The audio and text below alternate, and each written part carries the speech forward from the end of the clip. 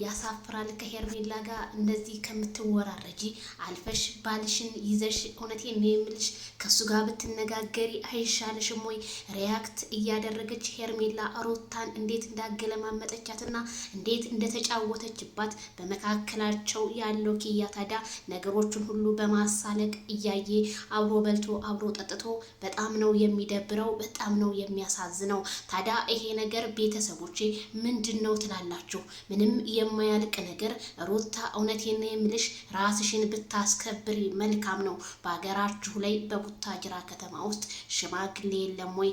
እንደኔ እውነተኛ ፍች ከሆነ ፍች የእናንተ ግን ፍች መቼ ነው የሚያልቀው? ወረቀቱን ይፈርምልኝ ምናምን።